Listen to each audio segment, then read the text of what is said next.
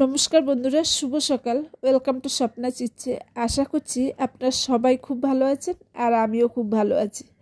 আজ মনটা খুবই উদাসীন, তার সাথে ভারাক্রান্ত, আর সাথে সাথে আছে চোখ ভরা জল।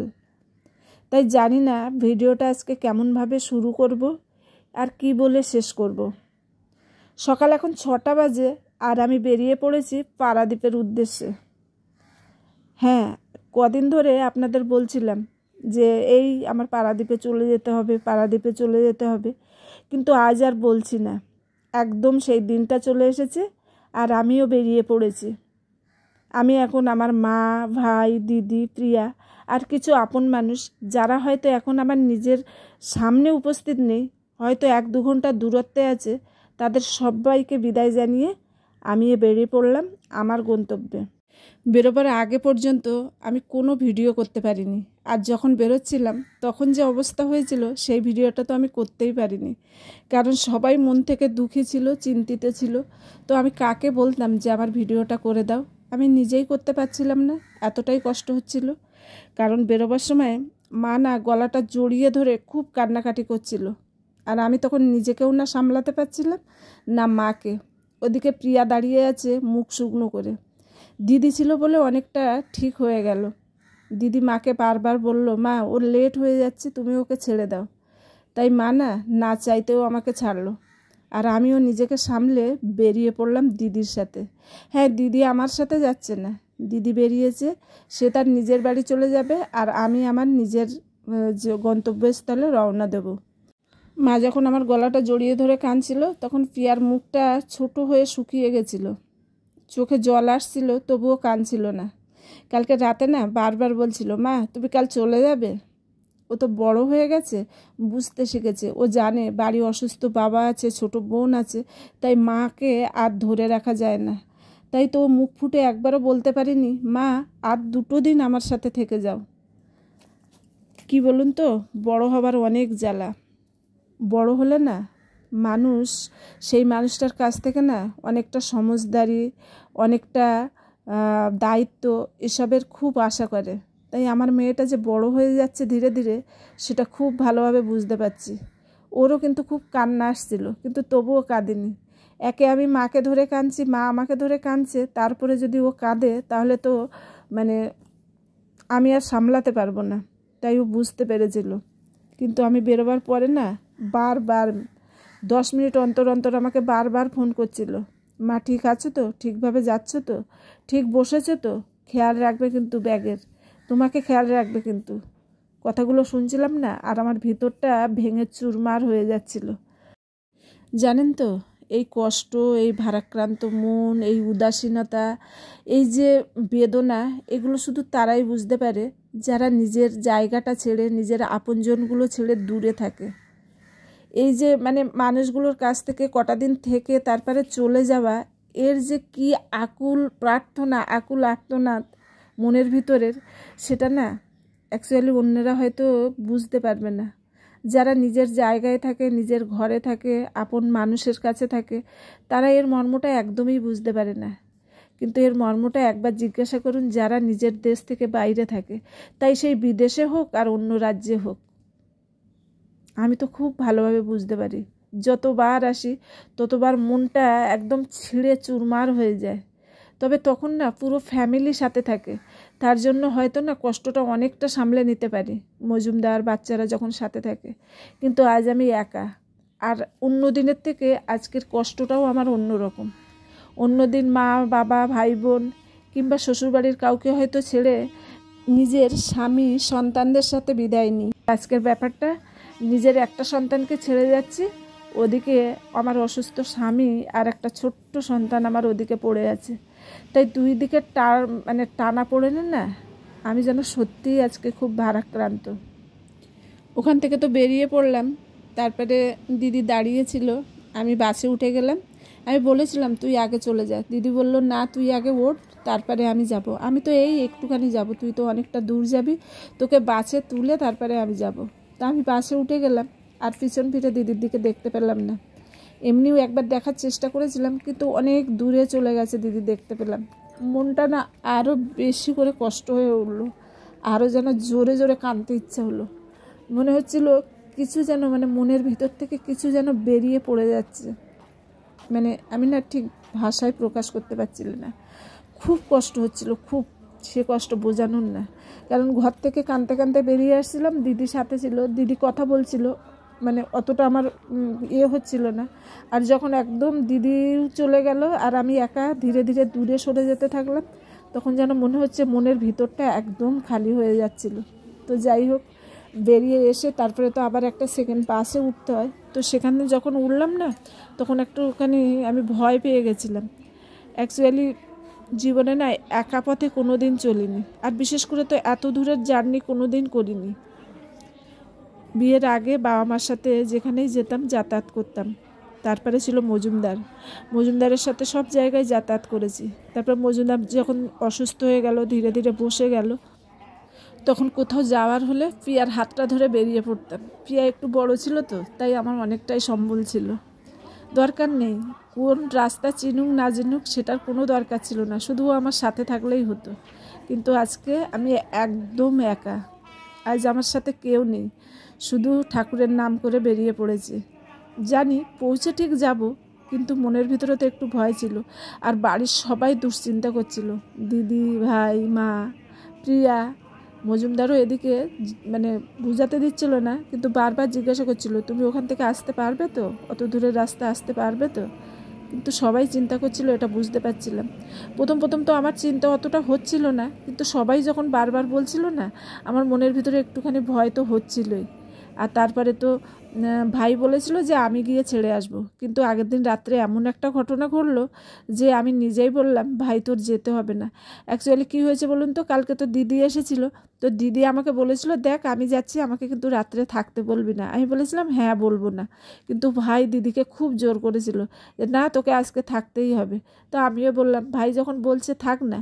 কিন্তু দিদি আমাকে বলল, তুই তো বারাসাত থেকে বাসে করে সাঁতরাগাছি যেতে তোর অনেক অসুবিধা হবে, একা একা যাবি, তার থেকে তুই চল, ওইখান থেকে ট্রেনে উঠিয়ে দেবো, তুই ওখান থেকে চলে যাবি, জামাইবাবু নিয়ে ছেড়ে দিয়ে আসবে।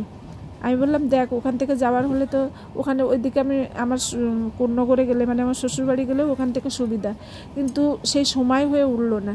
তো দিদি বললো কী হয়েছে, এখনও সন্ধে মানে হয়নি, চল সন্ধেবেলা বেরিয়ে পড়ি।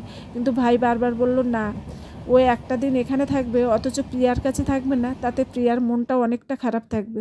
ও যতক্ষণ আছে ও মানে প্রিয়ার সাথে থাক, আর তুইও থাক, তোকে যেতে হবে না। তো দিদি বলল ঠিক আছে, আমি প্রিয়াকে নিয়েও চলে যাচ্ছি। কিন্তু ভাই কিছুতেই আসতে দিল না। ভাই দেখলো এ বাহানাটাও কাটছে না, তো ভাই বলল না, তুইও থাক, প্রিয়াও থাক, আর দিদিও থাক, কালকে যখন সর্দি বেরিয়ে যাবে তখন তুই ওর সাথে একেবারে বেরিয়ে পড়িস। তো এই করে তো দিদি রাত্রে ছিল। আর তারপরে রাত্রে কী হয়েছে, সন্ধ্যের থেকে না কারেন্ট চলে গেছে। কিন্তু ভাই ভাবছে যে এমনি হয়তো কারেন্ট গেছে, ইনভার্টারে চলছিল, অত কিছু অসুবিধা হচ্ছিল না, কিন্তু ভাই ভাবছে এমনি গেছে চলে আসবে। কিন্তু সেই সন্ধ্যের থেকে ধীরে ধীরে ধীরে ধীরে রাত গড়াতে গড়াতে 12টা বেজে গেছে। যখন মা ফ্রিজ খুললো মানে 10টার দিকে, তখন বললো কই কারেন্ট তো আসেনি, ফ্রিজ চলছে না, ইনভার্টারের সাথে ফ্রিজটা যোগ ছিল না। তখন ভাই খোঁজ নিয়ে জানলো রাত 12টার সময় যে অ্যাকচুয়ালি ওদেরই ঘরে শুধু কারেন্ট গেছে, মিটারটা পুড়ে গেছে। তো এইবার তো জানা ছিল না সন্ধ্যের থেকে ইনভার্টারটা চলেছে, কতটা চলবে তাও জানা নেই। সবাই তো সব লাইট টাইট অফ করে শুধু ফ্যানটা চালিয়ে ঘুমিয়ে পড়লো। কিন্তু কী হলো বলুন তো, শোয়ার 1 ঘন্টার মধ্যে ইনভার্টারটা আওয়াজ করতে শুরু করলো। তো এবার কিছুক্ষণ আওয়াজ করে করেই বন্ধ হয়ে যাচ্ছিলো, এরকম 2বার হলো। আর 3বারের বার তখন মনে হয় রাত 3টে 3:30 বাজে, তখন এমন ইনভার্টারটা আওয়াজ শুরু করলো যে আর কিছুতেই বন্ধ করছিল না। তো আর মানে কি হলো, বাধ্য হয়ে বন্ধ করে দিতে হলো। দিদি বললো বন্ধ করে দে, ওই আওয়াজে ঘুম হবে না এমনি। তো লাস্টে তো ফ্যান ছাড়া সবাই শুয়েছে, তো সারা রাত ঘুম হয়নি। আর ভাই তো ইলেকট্রিশিয়ানের জন্য সারা রাত ফোন করেছে, এদিক ওদিক ছোটাছুটি করেছে, কিছুতেই তো ইলেকট্রিশিয়ান পায়নি, আর ঠিকও হয়নি। তো ভাই সারা রাত ঘুমায়নি। তো ওর সকালে আমাকে ছাড়তে আসার কথা ছিল সাঁতরাগাছিতে। তো আমি বললাম ছাড়, তোকে আর যেতে হবে না, তুই ঘুমা, আমি ঠিক চলে যাব। ভাই বলল দেখ সবসময় কিন্তু ফোনে কানেক্ট থাকবি, যাতে অসুবিধা হলে ফোন করবি। আমি বললাম হ্যাঁ ঠিক আছে, চিন্তা করিস না। দিদিও খুব চিন্তা করছিল। তো আমি বললাম চিন্তা করিস না, ঠিক চলে যাব, আর না যদি ট্রেন ধরতে পারি ফের বাড়ি ফিরে আসবো। তো সেইভাবে বেরিয়ে পড়েছিলাম। আর মাঝখানে যাই বললাম না একটুখানি ভয় পাচ্ছিলাম, ঠিক ওটার জন্য না, ভয়টা হয়েছিল আমি যখন সেকেন্ড বাসে উঠলাম না, তখন বাসটায় না শুধু আমি ছিলাম, মানে আমি ছুটে আসলাম, তখন দেখছি সাঁতরাগাছির বাসটা ছেড়ে দিয়েছে। তো আমি উঠে পড়লাম, উঠে দেখছি আমি একাই, ড্রাইভার আছে, কন্ডাক্টর আছে, আর আমি আছি, মানে তাছাড়া আর কেউ নেই। তো আমি, প্রিয়া ফোন করলো, আমি বললাম প্রিয়া আমি না বাসে একা আছি, আমি তোকে লোকেশানটা পাঠিয়ে দিচ্ছি। ভাইকেও লোকেশানটা পাঠিয়ে দিলাম, দিয়ে চলতে থাকলাম। তার 10-15 মিনিট পরে একটা মাত্র ছেলে উঠলো। তাও মানে আমি ভয় পেয়ে যাচ্ছিলাম, যে আমার কেমন যেন ভয় করছিল, মানে 3টে ছেলে বাসে আর আমি একা, কন্ডাক্টর, ড্রাইভার আর সেই ছেলেটা। তো ওর পরে মানে বেশ 25 মিনিট ট্রেনের পরে ধীরে ধীরে ধীরে ধীরে লোক উঠতে শুরু করলো। তারপরে আমার মনে সাহস হলো। কি বলুন তো, আজকাল আমাদের সমাজ মানে যেমনভাবে চলছে, যে জায়গাটায় দাঁড়িয়ে আছে সেই জায়গা থেকে নেন মেয়েরা বিশেষ করে কোনো সেফটি অনুভবই করে না। জানি ওদের মনে কোনো খারাপ ছিল না, কিন্তু আমার মনে দুশ্চিন্তা হচ্ছিল। যাই হোক, আমি যদিও ওদের সেইভাবে কিছু বুঝতে দেইনি, আমার মনে মনেই এটা হচ্ছিল। তো যেভাবে সবাই তো চলে আসলাম। আসার পরে সাঁতরাগাছি নেমেছি। তবে সাঁতরাগাছিটা না, প্রথমে যে আসতাম আমরা, অনেক বছর আগেই আমি এসেছি, যখন একদম পারাদ্বীপ থেকে পারাদ্বীপ টু সাঁতরাগাছি ট্রেন চলতো তখন। তো সেটা তো এখন বন্ধ হয়ে গেছে, কিন্তু তখন সাঁতরাগাছিতে কিছুই ছিল না, না প্ল্যাটফর্ম, না একটা শেড। এখন সাঁতরাগাছি অন্যরকম হয়ে গেছে, দেখতে গেলে প্রায় হাওড়া। কারণ ফ্লাইওভার টভার একদম খুব সুন্দর করেছে, অনেকগুলো লাইন হয়ে গেছে, খুব সুন্দর করে এখনও পর্যন্ত তৈরি হচ্ছে। তো যাই হোক, বসে পড়লাম। তারপরে তো দেখলেন সাইড সিন দেখতে দেখতে, আর আমি কিন্তু কটকে নেমে পড়েছি। এখন কটক দিয়ে যাচ্ছি, মানে কটকে নেবে বাইরে এসে, আর আমি টোটো ধরে নিয়েছি। টোটোয় করে এখন কটকের বাস স্ট্যান্ডে চলে যাব। তো এতটা রাস্তা পেরিয়ে এসেছি অনেকটা চিন্তা ভাবনা নিয়ে। পিয়ার আজকে কলেজ ছিল, তো আমি যখন বেরিয়েছি তখন ও নিজের টিফিন করে নিয়েছে। কালকে বলেছিল যে মা আলুর পরোটা নিয়ে যাব, তা আমি আর কিচ্ছু করিনি, ওকে বললাম তুমিই করো, আলুটা বয়েল করে রাখো, আটাটা মেখে রাখো। তো দিদাই আলুটা বয়েল করে দিয়েছিল, ও আটাটা মেখে রাত্রে রেখেছিল, সকালে পরোটা করে নিয়ে আমাকে ফোন করলো, মা আমি বেরিয়ে পড়েছি। আমি বললাম ঠিক আছে, ভালোভাবে যেও। আর আজকে তো আমি ওর মা না, ও আমার মা হয়ে গেছে। আমি যতবার না ফোন করেছি তার থেকে ডবলবার ও আমাকে ফোন করেছে, এবং আমাকে কোথায় উঠেছি, বসছি কিনা, সাবধানে যাচ্ছি কিনা, খেয়েছি কিনা, সমস্ত কিছু জিজ্ঞাসা করছে। তো আমি ভাবলাম যাক, আমার মেয়েটা না ধীরে ধীরে সত্যিই বড় হয়ে যাচ্ছে। তো তারপরে তো আমি বেরোবার সময় খেয়ে বেরোইনি। তো যখন মানে সাঁতরাগাছি স্টেশনে এসেছিলাম, এধার ওধার তাকিয়ে দেখলাম দুটো দোকান দেখতে পেলাম, সেখান থেকে একটু কেক, বিস্কিট, একটা থামস আপ, আর একটা না ওই যে সেউ ভাজা, মানে চানাচুরের মতো নিয়ে উঠেছিলাম। তো প্ল্যাটফর্মে বসেই আধা কেক খেয়েছিলাম, আর তারপরে ট্রেনে উঠে আধা কেক খেয়েছিলাম। আর যেগুলো কিনেছিলাম না, একটাও আমি খেতে পারিনি, কারণ ওখানে ট্রেনে যে বাচ্চা ছেলেটা ছিল, তো ও খেলছিল আমার সাথে, অনেক গল্প গুজব করছিল। আসলে আমি যেখানে ট্রেনটা বসেছিলাম সেখানে বনগাঁর একটা ফ্যামিলি, তারা পুরীতে ঘুরতে আসছিল। তো তাদের সঙ্গে বেশ কথাবার্তা বলতে বলতে আসছিলাম, সময়টা কাটছিল মন খারাপের মধ্যে দিয়ে। তো বাচ্চাটাকে তো আমি একটা বাউলি একটা কিনেছিলাম, ওটা আর থামস আপ একটু দিলাম। আবার একটা বাচ্চা না, কি বলবো, দেখে আমার এতই খারাপ লাগলো, তার মা ছোট্ট একটা বাচ্চাকে দিয়ে মানে ড্যান্স করাচ্ছে, ওর মা বাজনা বাজাচ্ছে, একদম ছোট্ট। তা আমি ওকে ডেকে জিজ্ঞাসা করলাম তুই স্কুলে যাস না? বললো না। তো এমন ফেলফেলিয়ে তাকিয়েছিল। তো আমি না ওকে থামস আপের বোতলটা আর একটা যে চানাচুরের প্যাকেটটা ছিল দিয়ে দিলাম, দিয়ে নিচে নেমে পড়েছি। তো আজকে সারাদিন সেইভাবে খাওয়া হয়নি। ভেবেছিলাম পারাদ্বীপ, না সরি, কটকের যে বাস স্ট্যান্ডটা আছে সেটা আপনাদের ভালো করে ঘুরিয়ে দেখাবো, আর তার সাথে সাথে না ওখানে কিছু খেয়ে নেব। কিন্তু আমি মানে অটোর থেকে নেবে ছুটে আস্তে আস্তেই বাসটা ছেড়ে দিয়েছিল, তাই তাড়াহুড়ো করে বাসে উঠে পড়েছি। মানে কটকের যে বাস স্ট্যান্ডটা সেটা আর আপনাদের দেখাতে পারলাম না। আমার না দেখাবার খুব ইচ্ছা ছিল, এত সুন্দর বাস স্ট্যান্ড করেছে, একদম মানে এয়ারপোর্টের মতো, একদম কি বলবো, খুব বড় বাস স্ট্যান্ড, পরিষ্কার পরিচ্ছন্ন, সুন্দর অ্যারেঞ্জমেন্ট, যেটা আপনাদের সাথে শেয়ার করতে পারলাম না। এর পরে যেদিন আমি এই কটকে আসব সেদিন অবশ্যই আপনাদের সাথে শেয়ার করব। তো তাড়াহুড়ো করে পারাদ্বীপের বাসটায় উঠে পড়েছি, আর ট্রেনটা আসতে না আধা ঘন্টার মতো লেট করেছিল।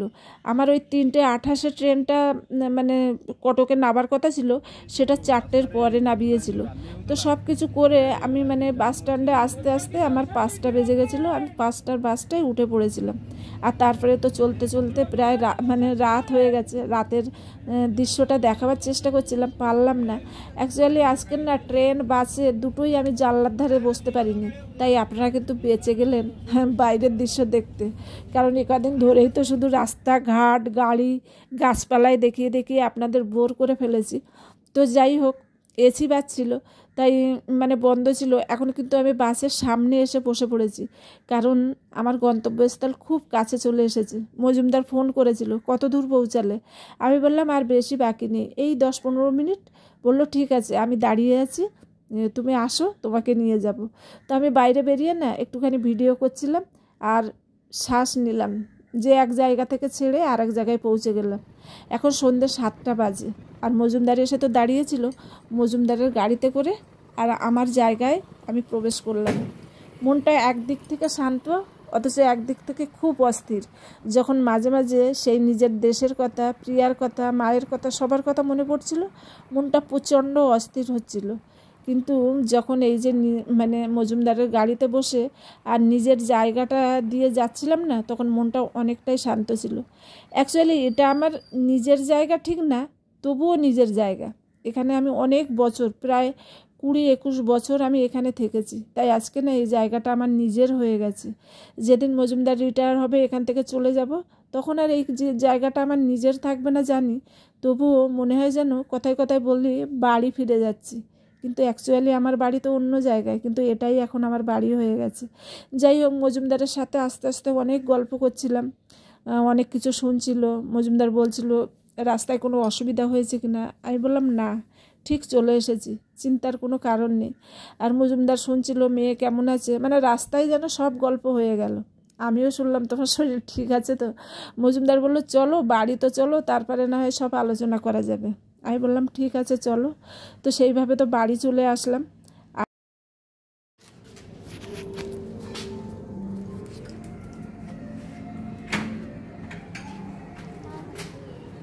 মায়ে তাই দরজা খুলতেই বাবাকে দেখে বললো মামি কোথায়? আমি বলছি আমি হেতায়। বলে ক্যামেরাটা তাড়াতাড়ি বন্ধ করে দিয়ে একবার জড়িয়ে ধরলো। তারপরে তো ওর সঙ্গে কিছুক্ষণ টাইম কাটাবার পরে ফ্রেশ হয়ে নিলাম। আজকে তো দেখলেন সারা দিন খাওয়া হয়নি, খিদেও পেয়েছে খুব জোর। দেখছি মজুমদার না পনিরের সবজি বানিয়েছে, ক্যাপসিকাম গাজর দিয়ে, আর দুপুরের একটু দেখছি লাউ ডাল আছে, আর দুপুরেই রান্না করেছিল দেখছি একটু টমেটোর চাটনিও আছে, আর তার সাথে একটু কুমড়ো সিদ্ধ দিয়ে ভাত করে রেখেছে। তো তার জন্য তো মজুমদারকে অনেক ধন্যবাদ জানালাম। আর আমি না এত খিদে পেয়েছিল, খেয়ে নিয়ে আর রেস্ট নিয়েছিলাম। আজকে কিন্তু তার পরের দিন সকালবেলার ভিডিও এটা। আমি সকালেই একদম ঘুম ভাঙতেই বাইরে চলে এসেছি আমার গাছগুলো দেখার জন্য। কিন্তু গাছগুলোর অবস্থা কিন্তু খুবই শোচনীয়, জল দেওয়া হয়নি কিছু গাছের, শুধু বৃষ্টি হয়েছিল বলে এরা এখনও বেঁচে আছে। আর মজুমদারের তো এসিপ চলছিল, পুতুর স্কুল চলছিল, তারপর পুতু গাছে জলও দিতে পারিনি, ওর একটুখানি প্রবলেম ছিল। তো যাই হোক, একটা করলা তো পেকেই গেছে, দুটো ঝুলছে। আমি বললাম করলাটা ছিঁড়ে নিস নি? বললো কে আর বাইরে গেছে, আর কুমড়ো গাছগুলো তো এরকম হয়ে আছে। তো যাই হোক, বাইরেটা ঘুরে ঘুরে দেখছি, এখন এক্ষুনি গাছগুলোই সব জল দেবো আমি। তো ভিডিওটা না আমি আর বড় করব না, কালকে থেকে শুরু করেছিলাম, আজকে এইখানেই শেষ করব। তো যদি আমার ভিডিওগুলো ভালো লাগে তো অবশ্যই লাইক কমেন্ট শেয়ার করবেন, সাবস্ক্রাইব করবেন। আর ভিডিওটা আর বড় করছি না, এইখানেই রাখছি। আবার আসবো আর একটা নতুন ভিডিও নিয়ে। ততক্ষণের জন্য আপনারা সবাই খুব ভালো থাকবেন এবং সুস্থ থাকবেন। বাই।